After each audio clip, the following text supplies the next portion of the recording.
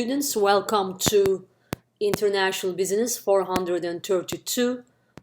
Today I will be covering chapter 12, which is all about the strategy of international business.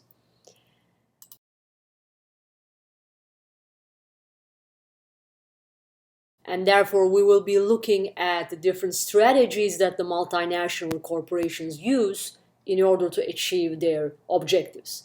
And in the meantime, we will also talk about how the management makes and executes strategy. There are, of course, different resources, capabilities, and the core competencies that are unique to each corporation, and we will be looking at how the top management can best use these resources and achieve the company's objectives in the international environment. We will also assess different approaches to create value.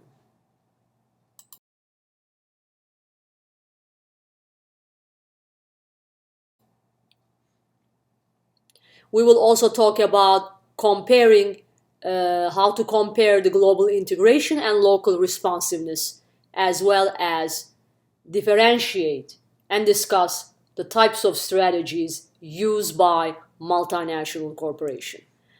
The first thing that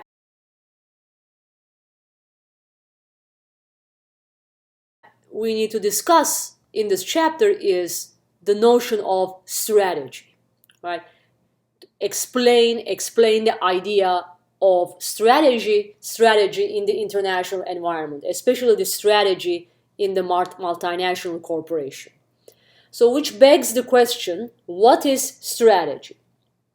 In principle, strategy is a matter of choice, but it is not as simple as implementing a set of choices.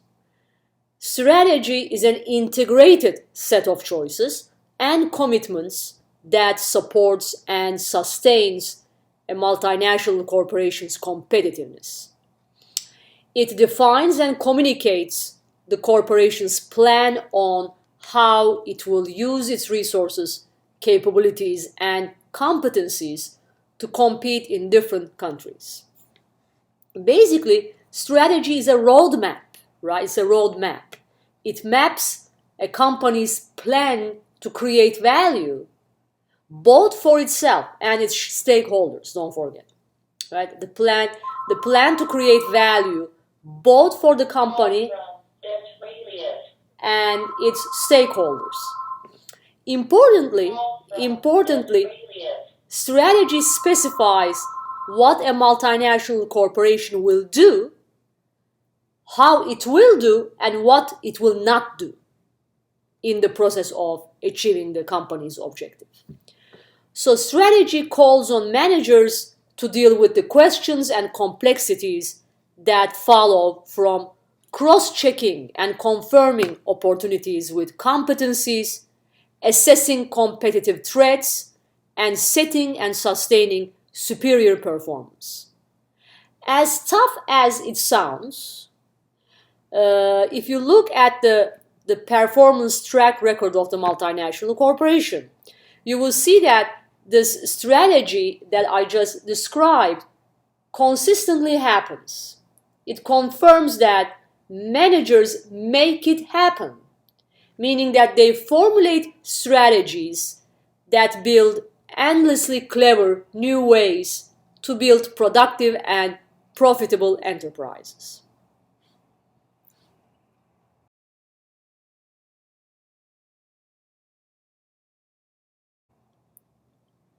So here is the figure 12.1, which sort of summarizes in a decent way the role of strategy in international business.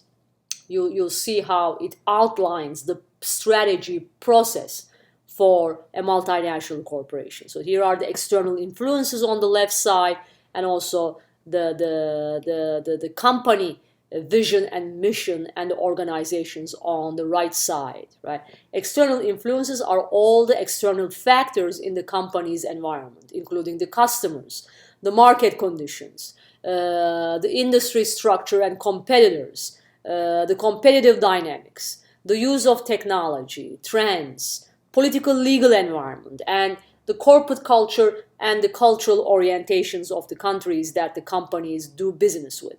On the right side, we have the factors that are internal to the company, that each company needs to have a clearly written vision and mission statement that sort of outlines the company values, objectives, and the strategies that the company will be using in order to achieve those objectives. And that company also summarizes its organizational operations and the strategy, how it's going to create value and deliver value to customers, as well as the performance of the firm.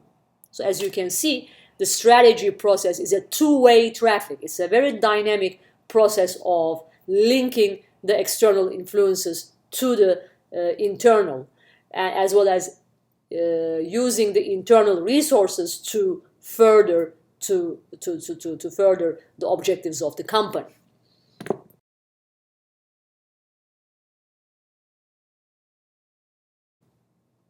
So starting with the internal influences, internal structure of the company, and how the companies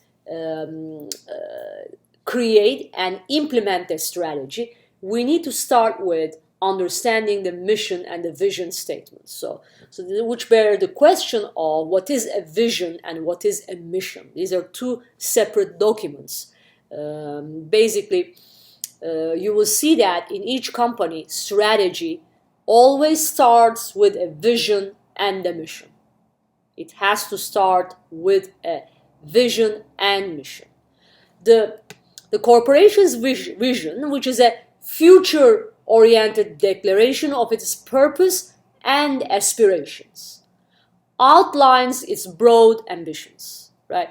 As you will see, the vision is a more general and much shorter, but more general statement about the future orientation of the company. It's a more general statement about the future orientation of its company, declaration of its purpose and aspirations, as well as its broad ambitions. So basically, the vision statement communicates to stakeholders, namely employees, stockholders, governments, partners, suppliers, customers, and society, what the multinational corporation is about, where the company is going, and the values that it will guide its effort. Whereas you will see the vision statement is a much shorter statement than a mission statement. Mission statement is more extensive and it complements the vision statement, right? Mission and the vision statements should not be contradicting each other. It should complement each other. It should complement. Therefore, M&A's mission complements its vision. As I said before, whereas the vision statement inspires people to dream, the mission statement inspires them to action. Okay, vision statement is a dream statement. It's like a creed statement, whereas the mission statement is an action implementation statement. So the mission communicates what the M&E is going to do, why it's going to do that, and the general approach to how to do it, or how to achieve, or how to implement the strategy, and how to achieve the objectives of the strategy. So basically, translating the lofty rhetoric of an M&A's vision and mission into relevant programs and realistic performance standards, one can imagine it's very tough. It's a very tough to translate the vision and the mission statement into relevant programs and opportunities. Increasing the challenge for the typical M&E is the fact that its vision and mission statements must work in many businesses run by different people operating in many different environments and business cultures. Therefore, it is very important to ensure the consistency of interpretation and action, right, which can spur an M&E to systematize ideas that anchor its vision and mission. Strategic planning does so. converting them into reasonable intellectual challenges, testable propositions, action programs, and measurable actions and outcomes.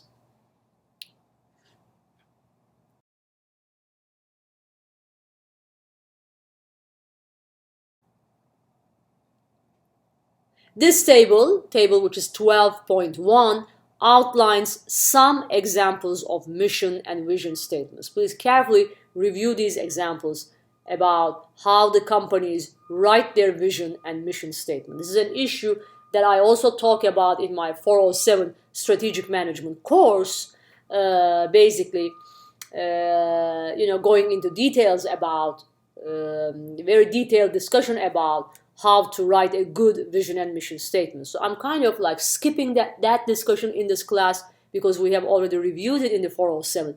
But please look at this vision and mission statement characteristics in light of the things that we just discussed, right? So here are different mission statements from Adidas, BMW, Google, Infosystems, Microsoft, Pearson, and Virgin Atlantic.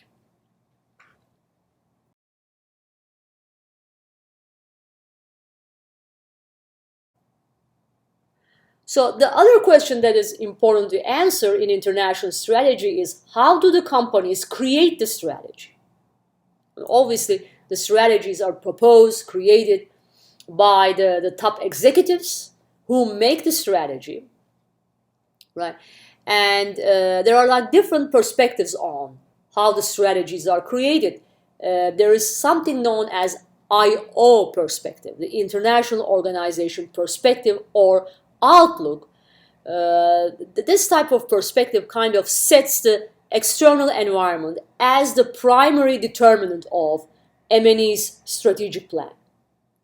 This sets the external environment. So the external environment plays a much bigger role than the internal environment of the company in determining M&E's strategic plan. So basically, IO perspective is a very deterministic perspective. It is very deterministic because it emphasizes the determinism of industry structure given the thesis that the industry characteristics, right, such as the threat of new entrants, scale of entry barriers, or the power of buyers and suppliers, directly influence the potential profitability and the success of an M&E's strategy. So, the second approach is known as the Great by Choice outlook, which is a little bit different than the IO perspective because it looks at the dynamics that are overlooked by the IO perspective, right? In reality, some industries are and they persistently remain far from perfectly competitive, right? In these settings, there are advantages associated with the property rights, high entry barriers, or oligopolistic dynamics. For instance, there are a number of issues like market imperfections. The fact that the markets do not always behave rationally. Consequently, some of the M&Es, multinational corporations, earn above average risk-adjusted returns, while the others in the industry underperform. So, in this context, industry structure shapes, but it does not determine a firm's strategic performance. So, in other words, some of the structural dynamics and the competitive dynamics that we already talked about in the IO perspective do not always apply, do not always explain why some firms outperform and some overperform and some firms in the same industry are underperforming, right? There are clearly certain advantages regarding the entry barriers, the competitive dynamics, and so forth and so on. But these advantages that we summarize in IO do not necessarily determine a firm's strategic performance or the competitive advantage. So we need to look at factors other than the structural dynamics within the industry. Okay?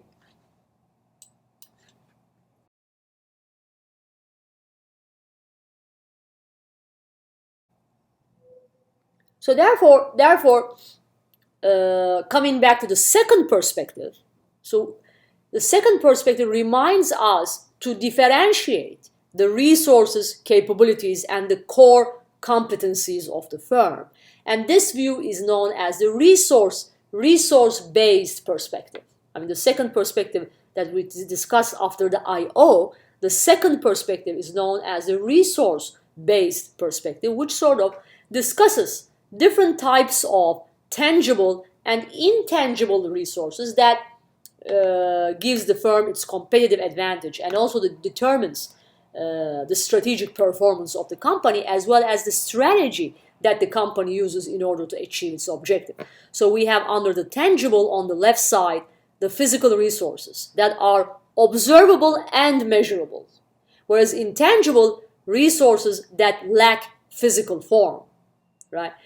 So under the tangible resources, we have employee skills, the property portfolio, retail network, the scale of distribution network, scale of manufacturing facilities, scope of the service system, sophistication of technology, creditworthiness. Whereas under intangible resources, we have the brand recognition, the public relations, the corporate goodwill, the decision-making process, foreign exchange risk management, intellectual property, goodwill, the managerial skills, and also public affairs management.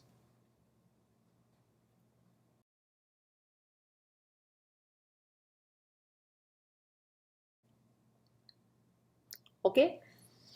So, collectively, the resources that we just talked about represent the stacks of available factors that managers bundle together into capabilities, right? The resources turn into capabilities if the manager is skilled at translating those available resources into capabilities.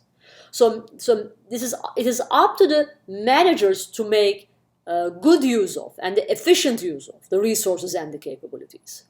Managers also transform the resources and the capabilities into what is known as core competencies. Core competency, right? Which is difficult to define precisely, but many scholars and many practitioners in the business field see a core competency as the special outlook, skill, or technology, right, that sets and sustains the firm's capacity to create a superior value. Okay, so I'm defining what core competency is. Core competency is the special outlook, skill, or technology, right, that set and sustains the firm's capacity to create a superior value. How do the managers create a superior value? They synthesize the links between resources and capabilities.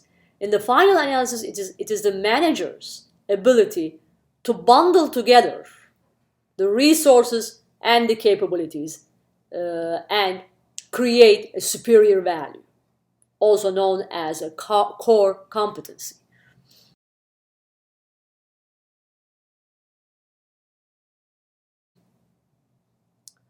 So let's look at the value chain here, how the value is created in a company that provides the best quality product as well as delivers value to the customers. So value is not only about creating the highest quality or best quality product, it's also delivering value to the customers, delivering things that the customers like, right?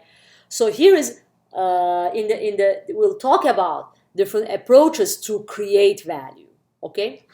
So one, we have the companies create value by using a cost leadership strategy, differentiation strategy, or integrating cost leadership with differentiation. So there are three types of strategies companies use, three types, to create value. Okay. So the authors in our book follow convention and define value in economic terms. Right? So before talking about these different strategies to create value, I think it is very, very important to discuss what value is. Right? So most of the authors here follow the conventional approach in defining the value in economic terms. Right? They specify it as the difference between the cost of making a product and the price that customers are willing to pay for it. Okay? Value is the cost of making a product and the price that customers are willing to pay for it.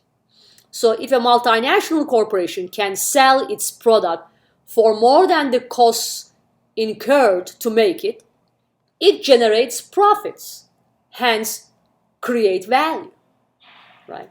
If a company sells its product for more than the costs that it incurred to make the product, it means that it is generating a profit. Profit is a value. Profit is a value for the company, don't forget. So, a multinational corporation can implement three types of strategies, as I said: cost leadership, differentiation, and integration of the cost leadership and differentiation. Whereas M&E implementing a cost leadership strategy aims to make a product at the lowest cost relative to those offered by rivals, right? Which appeals to the largest number of potential customers. So the companies using a cost leadership strategy, they target very, very price sensitive customers who are price shoppers. So their audience includes very price sensitive customers who are also price shoppers, right? So therefore, M&E's key purpose is to make the product at the lowest cost possible, also in an effort to appeal to the largest number of potential customers. Like Walmart, right, is a cost leader. Target is a cost leader. A number of supermarket chains and food and fashion retailer chains that we see around are mostly following a cost leadership strategy, most prominent being Walmart and Target and so forth and so on. Whereas when we talk about the second strategy, differentiation strategy is all about differentiating the product from other, or differentiating the company from other companies in the same industry.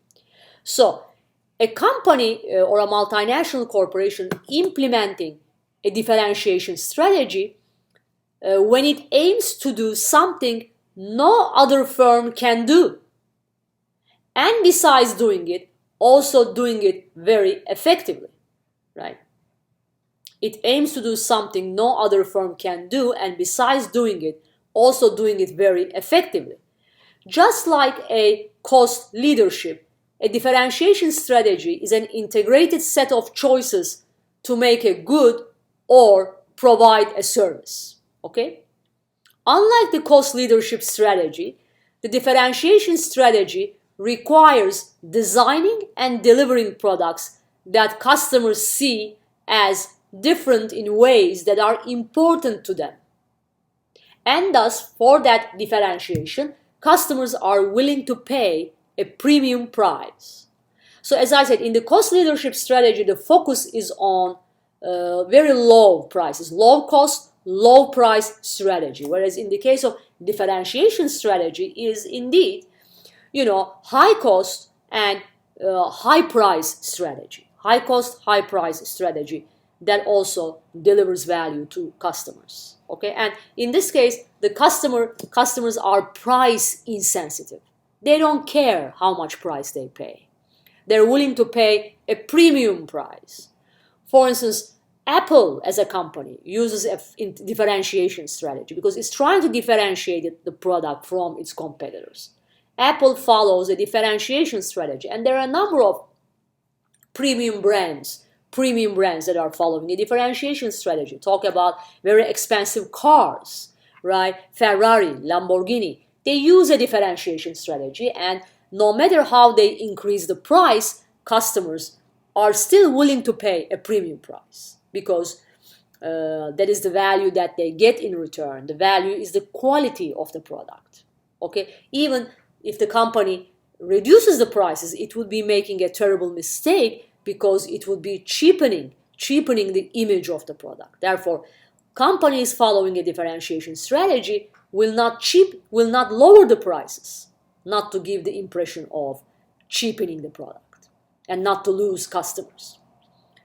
And obviously, the third strategy is the combination of cost leadership and the differentiation strategies, which require the multinational company adapt quickly to change, particularly when disruptive innovations call for new capabilities.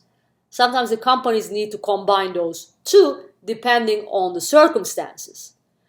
Production must optimize efficiency in order to generate the funds that support differentiation. So in this case, the focus in terms of production, the focus is still low cost. The focus is low cost, but the idea to optimize the resources, low cost resources, in order to generate the funds that support higher quality and differentiated products, right? For instance, you can see the company Patagonia. Patagonia is trying different ways. While being environmentally sustainable, they're also trying different ways on how they can save energy, how they can save costs, but also produce the higher quality products with the use of the resources at the low cost. Okay, I think Patagonia as a company, as you can clearly see, their products are expensive, but not as expensive as other fashion items, right? It's not too expensive. It is expensive, but reasonably expensive, but not too expensive. So basically, the company uses the resources efficiently in order to generate the funds that support differentiation and create value for the customers.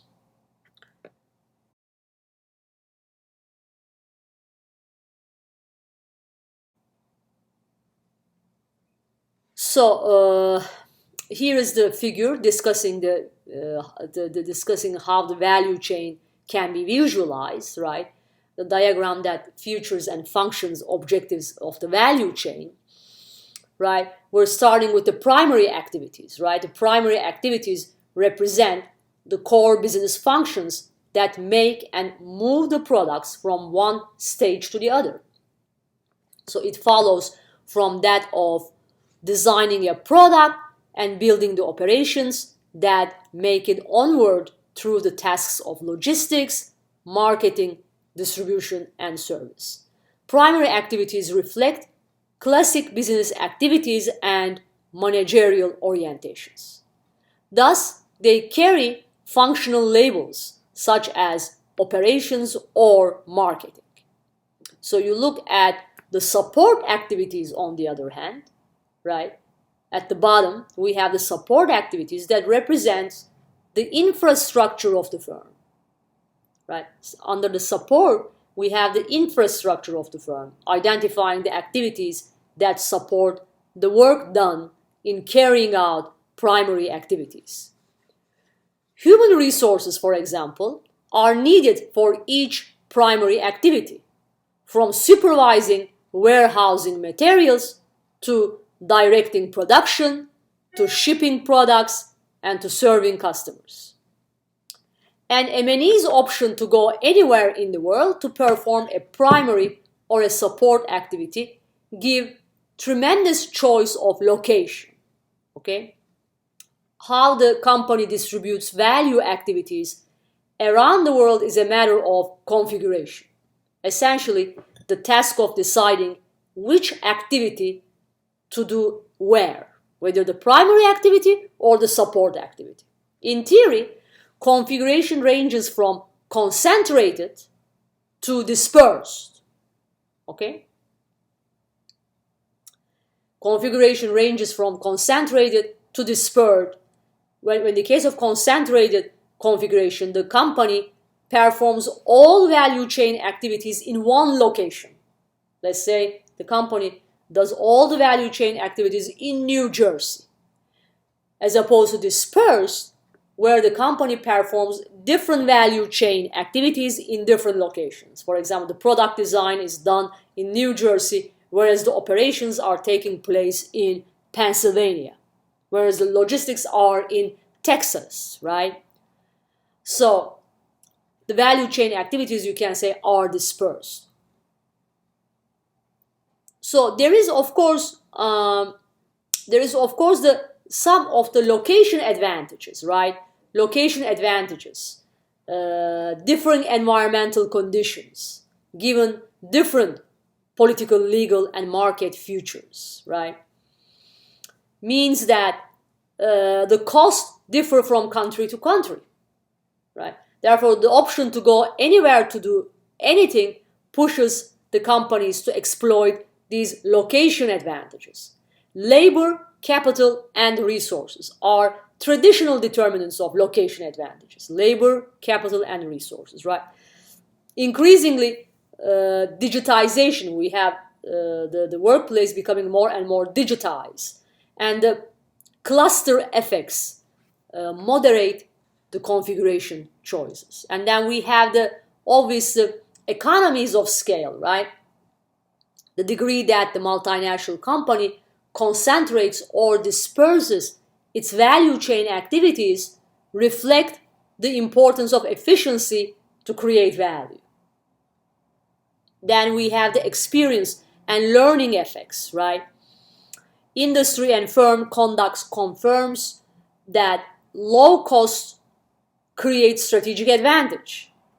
Hence, the multinational company will look to capitalize on the scale and scope of their operations that exploit potential cost minimization via experience and learning effects. Then there is also the risk of configuring those choices, right? And the risk is, of course, unpredictable market changes, unpredictable political changes in the environment of the company. It can be disruptions such as governmental change, regime change, natural events, natural disasters, material shortages, labor unrest, currency instability can quickly convert an efficient location into a costly one.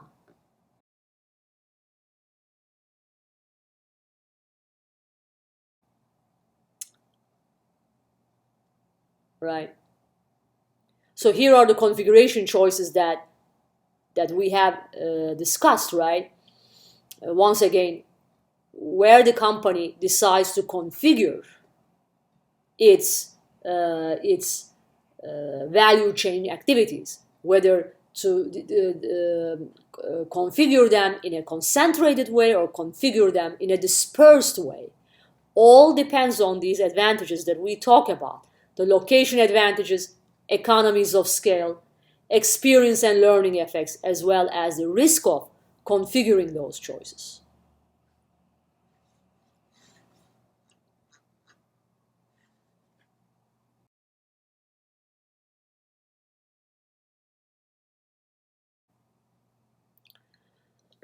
And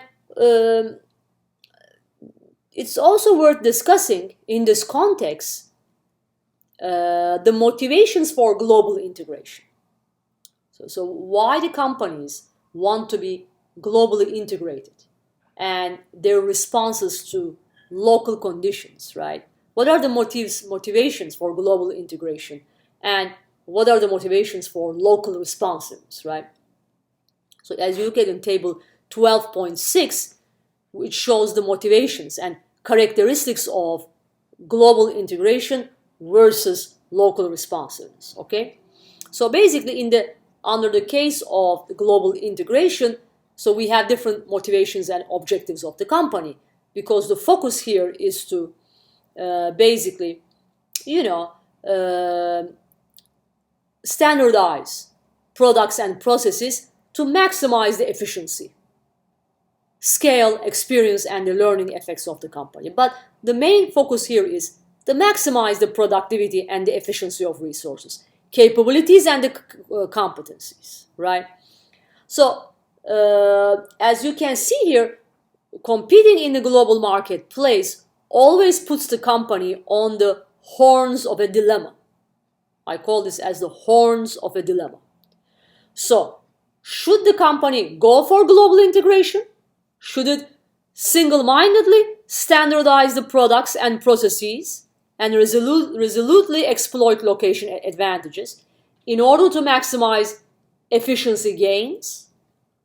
Or should it customize or adapt products and processes to the unique situations in each market in order to maximize the effectiveness of local responsiveness? Okay? So one is about global integration is all about efficiency gains. Local responsiveness is all about effectiveness benefits of local responsiveness. Okay? So basically, in the case of local responsiveness, the company wants to customize the products and processes to local customer values, cultures, preferences to optimize learning effects. And under the local responsiveness, we have, for instance, a government willing to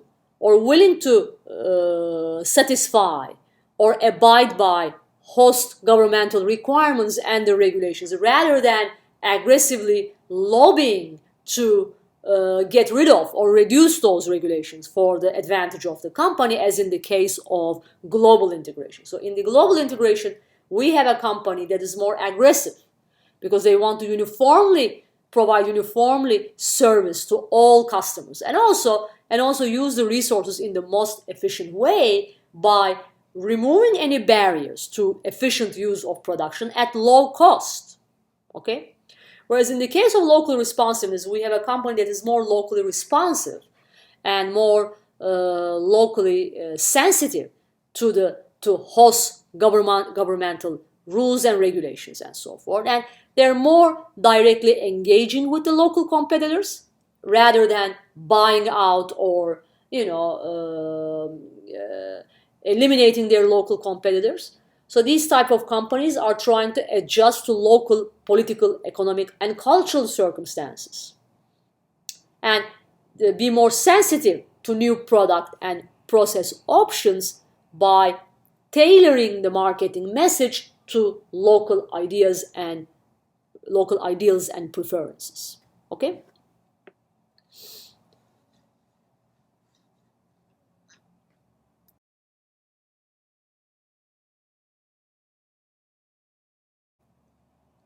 So, here are the considerations that we just discussed with global integration or local responsiveness, right? So, these are the differences between the two types of companies. Their potential to standardize, responding to local customers' preferences, institutional agents in the local economy, and the interaction between the company and the customers in the local economy. Okay? What we need to talk a little bit about the institutional agents and what they exactly mean in this context, which is a third factor. Institutional agents is the third factor that we take into consideration when we choose when the companies choose whether to go with global integration or local responsiveness. Institutional agents are important because institutional agents and their policy agendas can at different times support either scenario, right?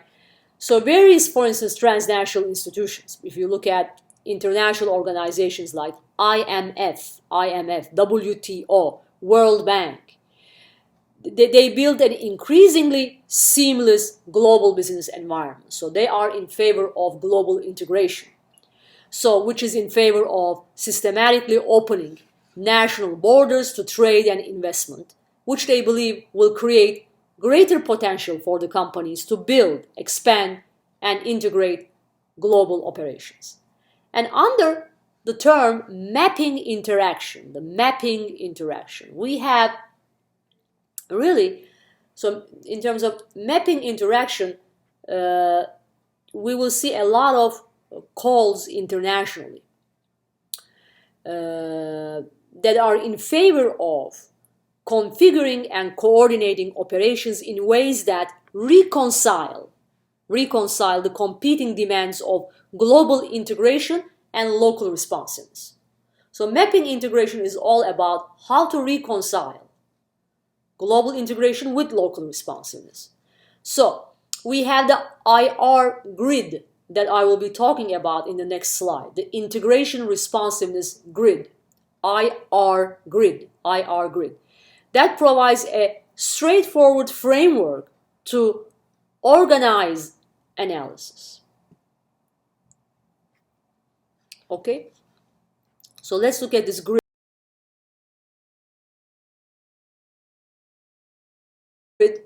IR grid or integration responsiveness grid, and how it tries to synthesize and by showing different components to making a decision on local responsiveness versus global integration.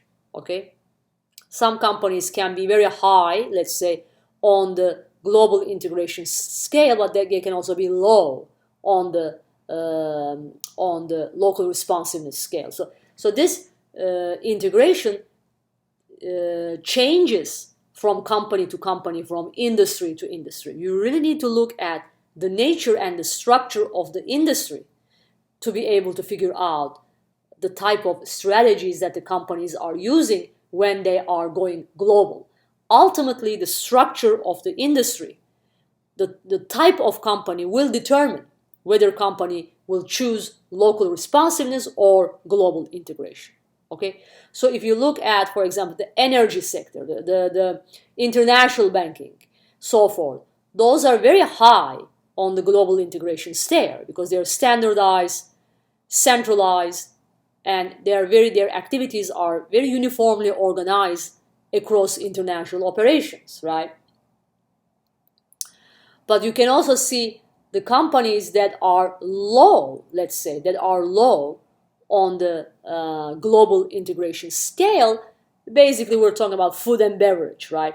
Goods or services that the opportunistic company sells to foreign customers. So in food and beverage industries, right? They're kind of low on the global integration, but they're also low on the local responsiveness scale. Okay? So because if the company is, let's say, trying to sell very generic products to similar markets, they will be using low local responsiveness strategy. Okay? Well, in the case of apparel or retail banking, you see they are low on the global integration scale, but they're also high on the local responsiveness scale, such as retail banking and legal services, right? Because those are the type of companies, or fashion, apparel, right? They need adaptation and decentralization to sell customized products to different markets because of the ways in which their industry is structured. So you really need to look at the structure and the type of companies in that particular structure to understand whether companies choose local responsiveness or global integration.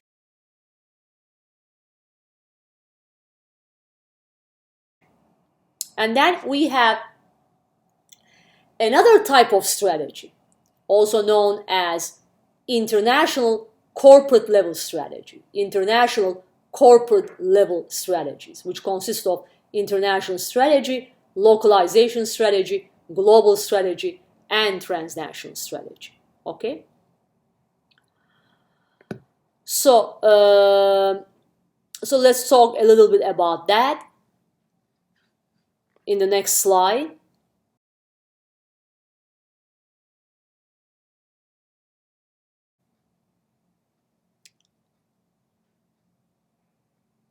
So basically here, when we talk about the international corporate level strategies, which we can also situate it in the different quadrants of the IR grid that we just talked about. So one example would be at the corporate level would be the internationalization strategy. Yeah? Internationalization strategy applies to companies that have the flexibility to sell products designed for their home market with minimal, if any, customization for foreign markets. Okay? So in the case of localization strategy, as we see in the case of like Johnson & Johnson, McDonald's, Nestle, or HSBC, they adapt the products and the processes to local circumstances, right? These type of companies face higher pressures for local responsiveness, but much lower pressure to reduce the cost via global integration. And therefore, they will be falling under the lower right quadrant of the IR grid that I just talked about, right? So they would be adopting a localization strategy, orienting their vision, mission, and the plans to provide customers that fit their distinctive preferences. There are obviously, in the localization strategies, there are cost advantages or pressures, but do not determine the local competitiveness, right? There's a lower pressure to reduce the cost via global integration, but there's a higher pressure for local responsiveness, which the company needs to adopt. In the case of internationalization strategy, for instance, a bank, or let's say an oil company, it has faces the highest pressures, not for local responsiveness, but it faces highest pressures to reduce the cost via global integration, and with very minimal customization to the foreign markets. Because oil is oil, it's a highly undifferentiated product. Because the product is not differentiated, the company also enjoys the flexibility of using international strategy that would offer a more competitive product.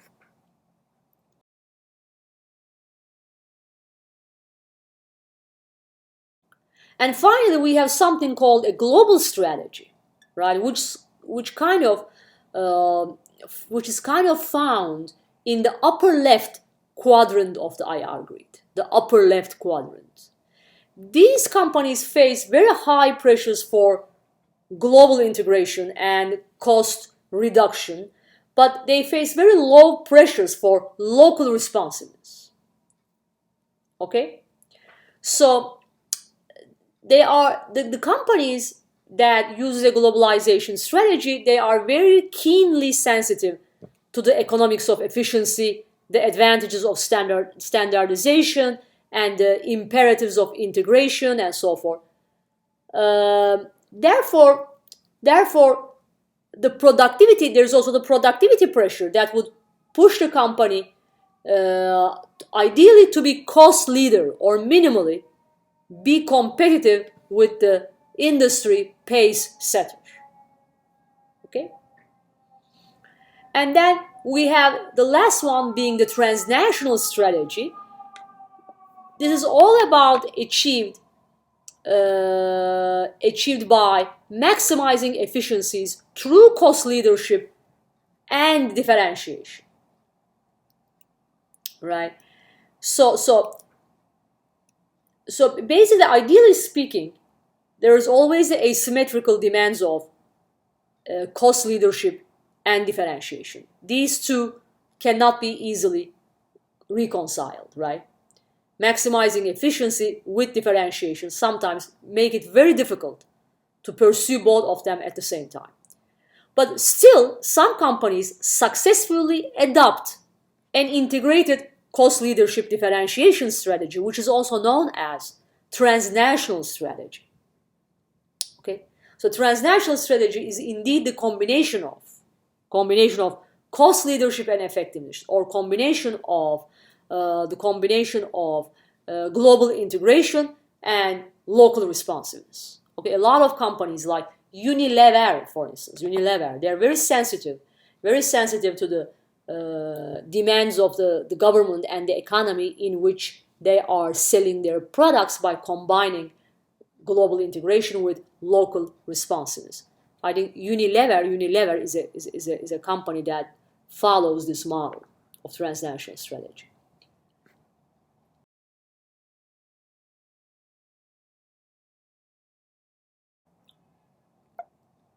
Again, in this lecture, we talk about a strategy, how companies use strategies in order to achieve their objectives, and different types of strategies that are being pursued in different industries. Thanks for listening to my lecture so far. And in the next lecture, we will be talking about exports and import strategies as well as foreign direct investment. Have a good day. Bye-bye.